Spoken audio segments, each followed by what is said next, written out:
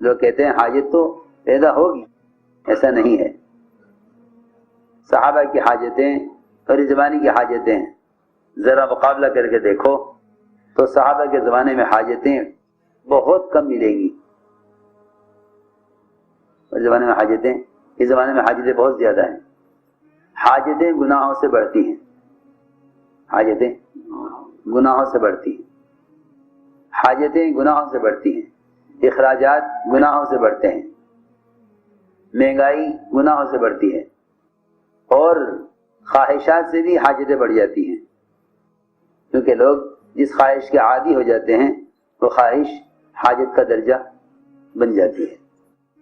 جس خواہش کا آدمی عادی ہو جاتا ہے وہ خواہش حاجت کا، ضرورت کا درجہ لے لیتی ہے۔ وہ ہر خواہش کو حاجت سمجھ کر پورا کرتے ہیں۔ تو ایک بات میں نے عرض کی ہے کہ گناہوں سے حاجتیں پیدا ہوتی ہیں۔ جب آدمی گناہ کر کے توبہ نہیں کرتا تو جس طرح دل سیاہ ہوتا ہے، اس طرح جتنے انسان کے پاس کمائی کے اسباب اور ذرائع ہیں اور جتنے اعضاء کا استعمال کسب حلال کے لیے کرتا ہے، وہ سارے اعضاء بھی گناہوں سے متاثر ہوتے ہیں۔ عجیب بات ہے کہ گناہوں کی وجہ سے انسانی اعضاء کسب حلال کے قابل بھی نہیں رہتے۔ گناہوں کی وجہ سے انسانی اعضاء کسب حلال کے قابل بھی نہیں رہتے۔ سوری بات میں عرض کر رہا، کیونکہ جو لوگ گناہوں میں مبتلا ہو جاتے ہیں وہ کمانے سے بھی عاجز ہو جاتے ہیں۔ تو جب اعضاء کسب حلال کے بھی قابل نہیں رہتے تو عبادات کے قابل کیسے رہ سکتے ہیں؟ اس لیے صلاۃ التوبہ، اس کو حضرت نے حیض صحابہ میں صلاۃ الحاجہ پہ مقدم کیا ہے۔ صلاۃ الحاجہ پہلے لاتے، لیکن صلاۃ التوبہ کو حضرت نے حیض صحابہ کی تبویب میں مقدم کیا ہے صلاۃ الحاجہ پر، کیونکہ اگر صلاۃ التوبہ نہیں پڑھے گا تو صلاۃ الحاجہ کی توفیق نہیں ہوگی۔ صلاۃ التوبہ نہیں پڑھے گا، صلاۃ الحاجہ کی توفیق نہیں ہوگی، اور اگر صلاۃ التوبہ کے بغیر صلاۃ الحاجہ پڑھے گا تو حاجت پوری نہ ہوگی۔ سمجھ آ رہی میری بات؟ اس لیے کہ جو حاجتیں گناہوں کی وجہ سے اٹکتی ہیں وہ توبہ کے بغیر پوری کیسے ہو سکتی؟ جو حاجتیں گناہوں کی وجہ سے اٹکتی ہیں وہ توبہ کے بغیر کیسے پوری ہو جائیں گی؟ اس لیے پہلے صلاۃ التوبہ، کہ آدمی سے اگر گناہ ہو جائے تو گناہ کے لیے صرف اتنا ہی نہیں کہ استغفار کر لے، بلکہ گناہ سے دو چیزیں ہیں گناہ کرنے والے کے لیے، ایک ہونے والے گناہ سے پاک ہونا اور ایک گناہ سے آئندہ کے لیے بچنا۔ آئندہ کے لیے گناہ سے بچنا، آئندہ گناہ سے بچنے کے لیے گناہ کے بعد صلاۃ التوبہ کا اہتمام کرے۔ جب مطلق نماز منکرات سے روکنے والی ہے تو جو نماز کسی منکر کے ہونے کی وجہ سے پڑھی جائے گی وہ نماز گناہ سے کتنا روکے گی؟ سمجھے بات؟ جب مطلق نماز منکر سے روکنے والی ہے تو جو نماز منکر کے بعد پڑھی جائے گی وہ منکر سے کتنا روکے گی؟ ہماری بات سمجھ میں آئی؟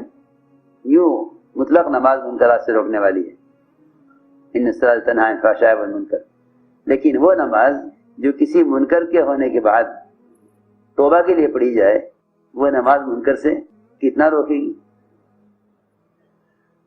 اس لیے کوئی بھی گناہ ہو جائے چھوٹا یا بڑا، اس کے بعد 2 رکعت نماز پڑھ لیا کرو، اس کے بعد 2 رکعت نماز پڑھ لیا کرو۔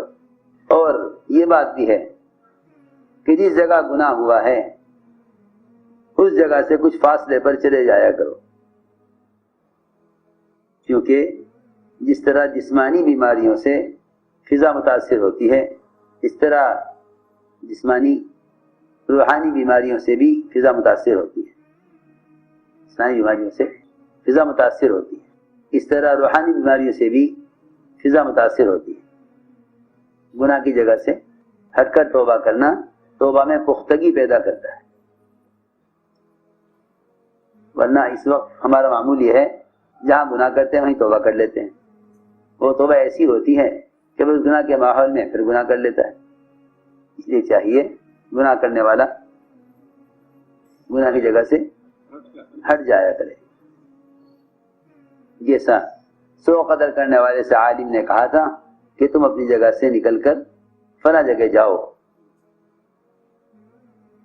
اس پر لکھا ہے علماء نے کہ یہ توبہ کے اندر پختگی پیدا کرے گا.